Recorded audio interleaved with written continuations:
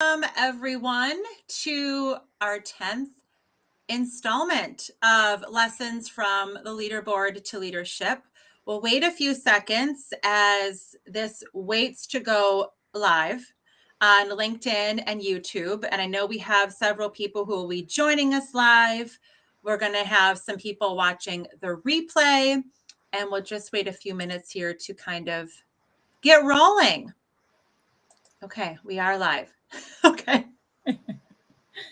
Okay, so welcome everyone. I'm Rebecca Gebhardt, the owner of Rise Up Consulting, where we specialize in helping emerging sales leaders go from the leaderboard to leadership and continue to rise up the ranks in sales leadership. And today I have Carlee Ameluxen. Am I saying that right? You are. Yeah, it's easier than people make it out to be. Okay, good. I should have clarified that with you before we came on. But Carlee is a senior sales director at Center, and she has such a reputation behind her. And she's going to be sharing some of her pearls of wisdom of what she has learned as she's risen the ranks in sales leadership, some of the lessons she learned as a new sales leader. And if anyone joining us has additional questions, I will be checking LinkedIn for comments. So hopefully we can manage that. If not, you can send follow-up questions to Carlee or myself, and we can go from there. So Carlee, I'm so excited to have you join us today. Yeah, likewise. Thank you so much for asking me. Yes. So Carlee and I were introduced by one of her sales leaders that she manages. And Carlee, you and I have still not met in person, although we both live in Minneapolis. But you've attended one of our sales executive roundtables, and you had so many great things to say, not just natural things that you said, just like they were deep rooted inside of your core. And I thought she'd be a great guest to have on Lessons from the Leaderboard to Leadership. So welcome. Can you give just a little bit of background about your sales leadership journey and kind of how you got to where you are now?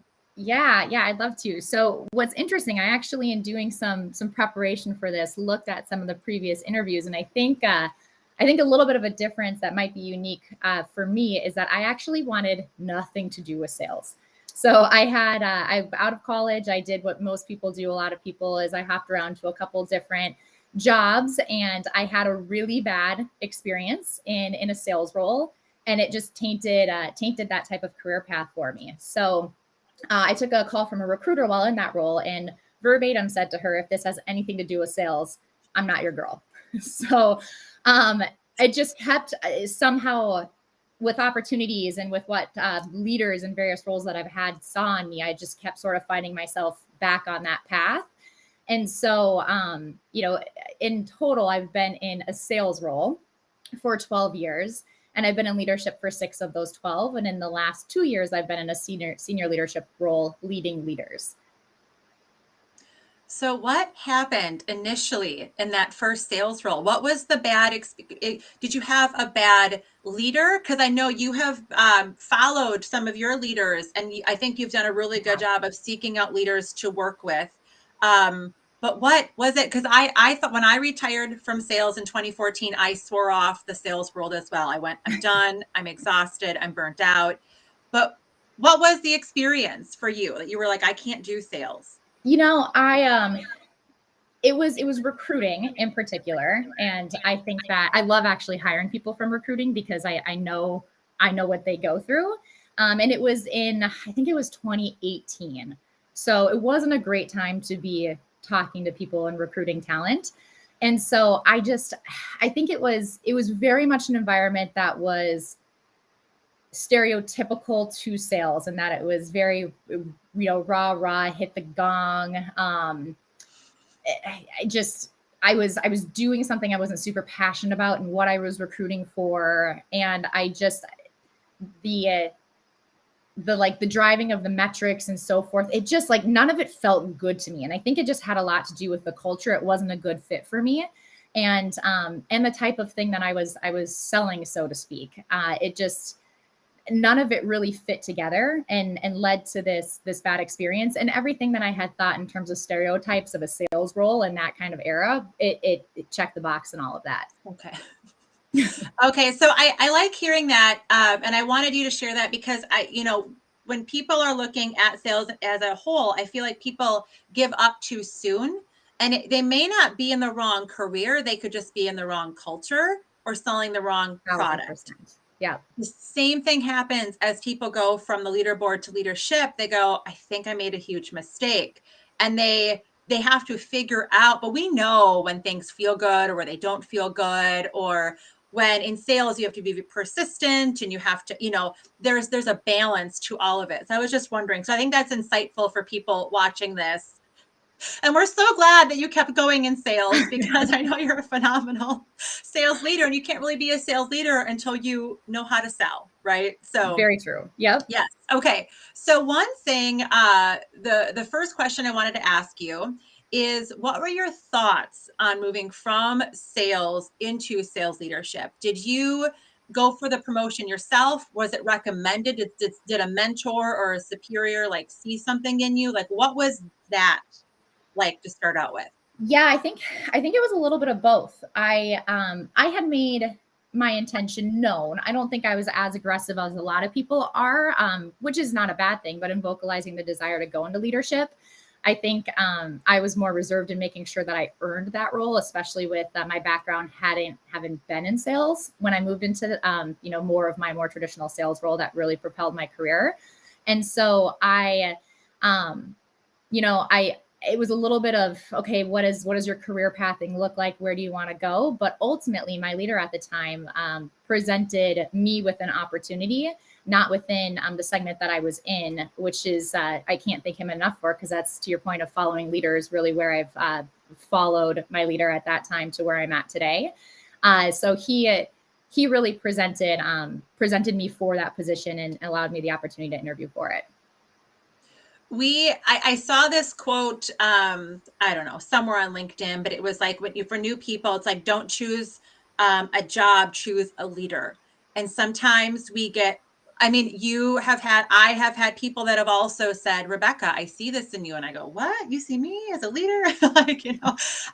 And so that's interesting. I like that you were vocal. You're like, I know I want to do this, but it's such a female thing to be like, we're not 100% confident. We're not going to go for it. I don't think, and I don't mean it like men and women are just all different. I'm sure some men also feel a little bit of trepidation of, do I really deserve this role?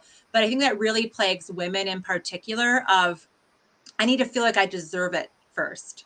1,000%. So I was gonna go there. I just tried to choose my words differently. But yeah, I see that, and I see that in my role quite a bit now that I have the opportunity to oversee more people. That's a very big commonality, unfortunately.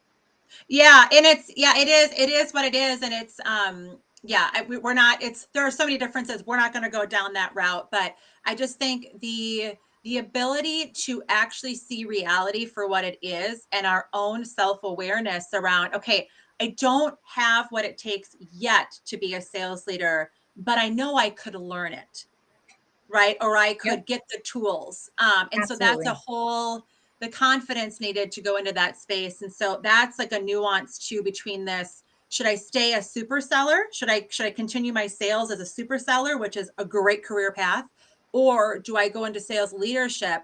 And that whole confidence bump can be kind of challenging. So, so what advice, like a follow-up on that, like what advice would you give first-time sales leaders as they look to land their first sales leadership promotion? Yeah, I kind of in that same vein, I would say know the balance and the difference between your potential and your proven track record. I think something that's often overlooked is the potential and being confident in that. I also think just giving yourself the grace of enjoying the journey. So it's funny, I have interviewed hundreds and hundreds of people, and oftentimes it comes up in the conversation as far as some of that career pathing. Ultimately you're interviewing for this role, but where do you want to take your career? And 9.9 times out of 10, it's sales leadership. And so I think knowing, again, kind of that direction and knowing the why behind that is a really good important. So the patience and the grace along the journey, and then also having that self-awareness enough to really know why and what's driving you, and know that there's other paths out there.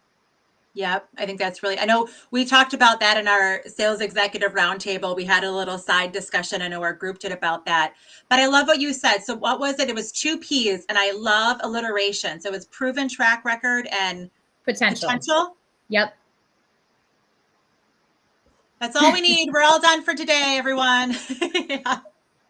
No, that's phenomenal. I will reshare that. And I think it's so brilliant, but it's a balancing act. And if you've never done something before, you have to look, you have to go, okay, what's my potential here? How can I, I love that. I just absolutely love that. Okay. So the second thing, I actually just talked about this, but one thing we discussed at our sales roundtable was time. We had some senior sales directors just talking about time and time management, and sales managers never seem to have enough of it. Yeah. When we did our Leaderboard to Leadership survey in 2021, time management was the #1 struggle for sales leaders. And it seems like the more experienced sales leaders become, they figure out the urgent, versus important whole thing. But how do you prioritize your days and your weeks? You are a working mother. You're part of you're a fast growing business. Like, how do you manage your time? Yeah, I think I was the one to bring up this topic on our roundtable. It's very much top of mind right now. It's difficult, and I think that I certainly have not mastered it. But I am somebody who I very much live and die by my calendar.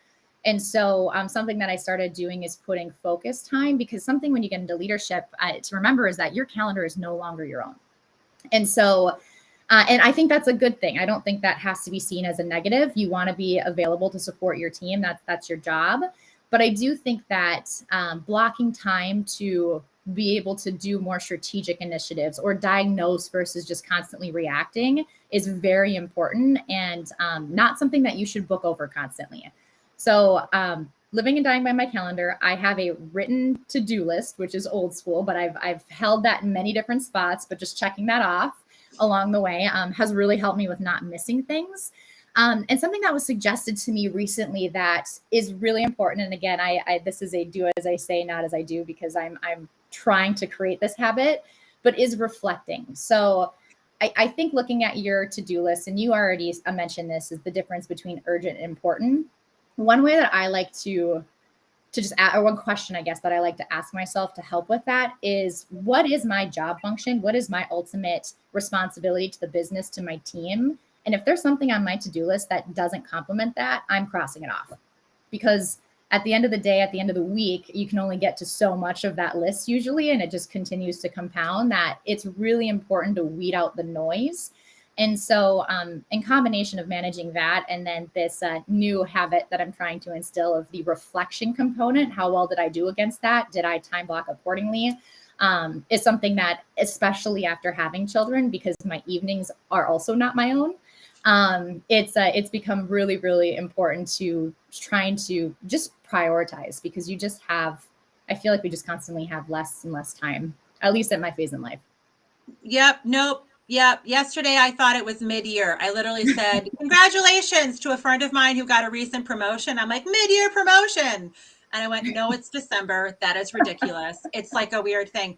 No, hey, you hit the congratulations. That's yeah. 90% It's a thought to count it, But I think that's a great filter. It's a phenomenal filter. What is my job function? What am I paid to do? And where is my value to the organization? Frontline sales leaders, and we all do this. We revert back, we do it subconsciously. We spend our time doing things we're really good at, or that we like to do. And so frontline sales leaders will go, let me go back and close this sale, or let me go back to doing sales. And that's not your job anymore.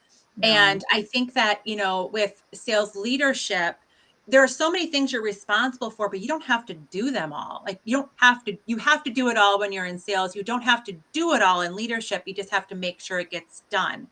Right. But your comment about you don't have it mastered. No one has time management mastered. Like that is. And if the people who say they do full of it. You know what I mean? They're full of it. We can't master something. But I think that that question of like, what is my role? And the reflection, I have you do this, and I have this where like, this is your week when you're planning out your next week. But before you plan it, you have to go back and audit where you spent your time and what actually was accomplished. And if you're making the same mistakes week after week of, I didn't get to that, I didn't get to that, then you can go, do I need to do it? It's like there's little things, but I think even if you're doing that and you said you started that, and the bonus time and the reflection, even if you do that 30% of the time, that's really That's a good. win. Yeah. It's a huge win. Yeah, it's a huge win. But time gets away. Time is just, thank you for sharing that. Time management is a huge concern for people. And so anyone watching this that's like, I don't have that mastered yet, you won't. You won't. No, lower your expectation. Goes back to giving yourself a little bit of grace though, right? We're all doing the best we can. All doing the best we can. Yep. Assume good intent. Yes. Okay. So my next thing, there are always, I see this all the time. I read it all the time of top sales leaders need to have these qualities. But what do you think? If you don't say one of the answers, I already know what makes you a great sales leader. So I'm going to say this if you don't say it. But what do you think are some of the main qualities or characteristics of great sales leaders? Yeah, I think the first thing that comes to my mind, and there's so many qualities, but is you have to be a strong communicator. I think that's one of those things that is likely overlooked because it's just a given, but I definitely think it's worth discussing because I felt that I was a strong communicator, and I got into leadership, and I was like, I've got some work to do. And so, and more so in communicating the why behind initiatives. Like you're a successful salesperson, either B2B, B2C, and then you really get tested when you're selling salespeople internally on different concepts or why they should be backing into certain metrics or KPIs or why for changes. Like it's communication is really important. And then it's also very important in terms of being candid with people. You know, in leadership, I think just like a lot of roles, we want to come into it and see the optimism of I get to help people achieve their goals and grow. But there's also the not so glamorous side of having to coach people that maybe they're not in the right role or have difficult conversations. There's arguably a lot more of that. And what I've learned, and I was pretty stereotypical Minnesotan, you know, small girl, small fishing town, Minnesotan, and I wasn't really great at being overly direct and clear and concise in my communication. And it didn't come natural to me. So that was something that I personally had to work on. And now it's something that I really love helping and coaching my leaders on because I learned some lessons the hard way through that. And so communication is huge. And then another thing, and I actually saw this in a few of other of your interviews, is you have to be able to establish and maintain trust. And this was said to me a long time ago, and it's always the words that I've kind of always hung on to is that trust is very hard to earn and it's incredibly easy to lose. And so it has to be, you know, as far as the quality, just do what you say you're going to do. Help your team or your individuals, your account executives win, grow, but building and maintaining that trust is very important. And then kind of just wrapping this up in threes. And again, there's a lot of these, but you have to be rational and level-headed. In sales in particular, there are a lot of riding of the waves, the roller coasters. There are not always times where you're just winning and blowing out quota. You will inevitably, if you're in it long enough, face times where you have to kind of fight through the thick of it and the struggles. And when you're managing a team, you're essentially, whether it's intentional or not, they're projecting a lot of that onto you and they're expecting you to have answers. And I think it's so important to help enable and help people find their way through those. But in doing so, you have to be able to approach it in a very, very meaningful, intentional, and level-headed manner. People need to know what they're getting on a day-to-day basis. They don't want volatility. No, people crave consistency for sure. Yes. Yeah. I love what did that. I miss? Yeah. What did well, you? I was going to say, So what's something, but like the leaders that people really want to follow, sometimes there's a whole argument about born sales leaders or made sales leaders. And I think it's both. I definitely think that it's both. You cannot change someone's innate talents, but you can improve skill sets, and you can work within things to find a leadership strategy that works for you. I cannot lead as you. You wouldn't be able to lead as me because I'm really straightforward with people. And you'd be like, no, thank you, Rebecca. And I may not be as kind as you are sometimes, right? I'm the opposite. I'm very Italian in that way. But one thing I thought that I missed, that you missed, that I think is like inherent inside of you, and I think I mentioned this earlier, but this deep rooted care for others' success. In the executive roundtable, I don't know if you were introducing yourself, we were talking about something, and you were just saying, you're like, we asked about what people love most about sales leadership. You're like, I love developing other people. And I share that passion with you, but either people have that, they crave their own success, which is not bad. That is totally okay. Yep. Everyone should be successful, but it's like that deep rooted, I care about what other people are doing in their progress. Absolutely. You're right. That was essentially number one, but I just figured everyone knew that one, right? Yeah, everyone knew that. It's like an assumption, right? No, not everyone knows that. Not everyone knows that. And no, that's a great point. But I was on the phone with another sales leader early this morning, and she said, we have a new sales leader, and he's young, but he's really out for himself, and he's not in the right role. So they either need to give him tools, or more, maybe he doesn't realize, he doesn't have the self-awareness to realize that. But it could be the wrong role. It could be a maturity issue, right? It's like, but communication would handle that, and getting clear on some of that as well. Yeah. Yep. Absolutely. No, that's such a good point. You said another thing is the self-awareness component of it. That's you have to have that, which I think lumps into EQ, which I was trying to avoid because it's such a popular, sexy phrase. But yeah, that's everything that you're adding, I would wholeheartedly agree with. Yeah. And a simple thing, I know what's helped me throughout my career, and I actually recommend this, and I'm sure that you've done it. But if you're like, how can I get more self-aware? How am I actually showing up? Like, I think I'm showing up in one way, and then I'm showing up in another way. It's just to get feedback from people and all around you. So from your superiors, from your colleagues, from the people on your team. If you're not a sales leader yet, your colleagues in the sales team.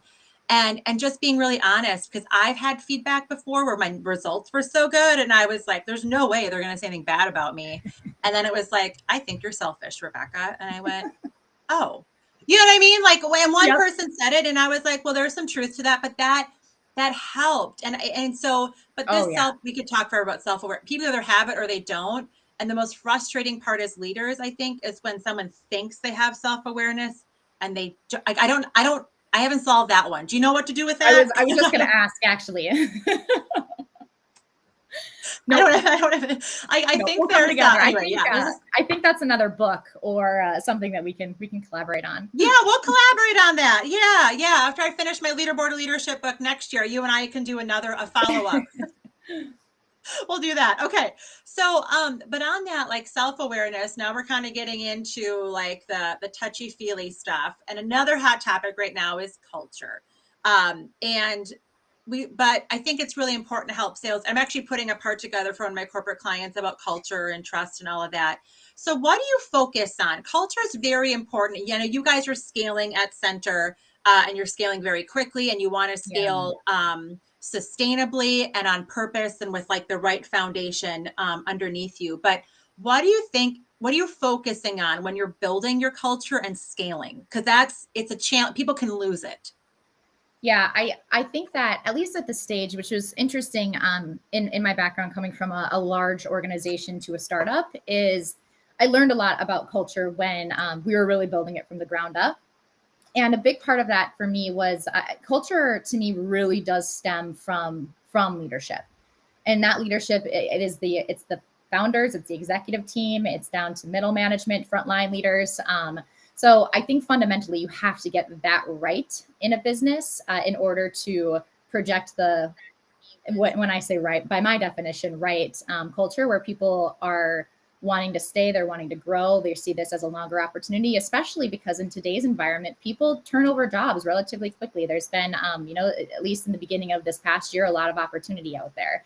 And so something that I did with my team, and this is where I so appreciate the group that I have in the candor, is when we grew from the initial kind of core 5 account executives that I had under my team to then, I think it was 8 to 10 after that. I think we're kind of struggling with our identity as it relates to culture. So, I had a few of my team members take me out to lunch. We talked about it. We put a game plan together and how we were gonna essentially best identify our culture and execute on that. And so in trying to paraphrase kind of that story or keep it short, is essentially I held a QBR and just asked the team. Like the entire team that we had at that time really identified and came together on their overlapping core values. And that's really become the foundation for the culture as we're continuing to scale. So we've put some different iterations of that together since, but fundamentally it's the exact same as the initial group had identified. So I was in a bit of a unique opportunity, but maybe not. You can identify culture amongst teams and so forth, but just ask your people, ask them what kind of culture and environment would get them excited to come to work every day. Which is so simple to do and very genius to do, of thinking through those values and what you want your team to stand for. But I love how you just were like, let's have a quarterly business. Let me ask. Instead of the leader trying to come up with it on their own, this is what leaders do. They go, I'm responsible for this. Let me try to predict what everyone else wants. And so not only did you guys think about culture, but the way in which you did it, I think that's the bigger lesson of getting input from your team. Because if we get input from our teams, there won't be any pushback during execution. Yeah, and just the champion. And when it comes to scale, like then you have your core and your foundation, and you have people who can continue to teach that to the next class and generation of hires that are coming into the business. So you have to believe in it, right? And if it's something that's just cascaded down to you, it's a little bit harder to sell. It's very hard to sell. That's the thing. We think in sales, we can just keep selling people on stuff. We're just going to keep selling and pitching, but you need them to buy it. And yes. I'm trying to see the comments, but I can't figure out who's commenting. So I apologize. We'll have to go back and comment. But what I want to say about the culture piece too, which is so important, is that in the interview process, you hire for culture first, and then you hire for role fit.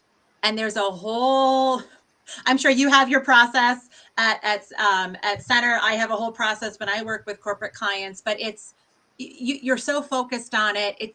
You don't want the bad eggs. You want everyone aligned with the values, and then you're going to get the results are going to follow. And it's just easier and it's more fun, Yes. Yep. I completely agree. We in identifying the culture exercise, what shortly followed after is exactly what you're describing, which is essentially our interview process and our definition of what our ideal candidate looks like. And you nailed it. Culture is number one. Yep. Good. Oh my gosh, look at us geniuses agreeing on this. Yeah. You're giving me some good affirmation here, Rebecca. I appreciate it. Good. No, this has been so wonderful, and I know we're kind of out of time. But can you share?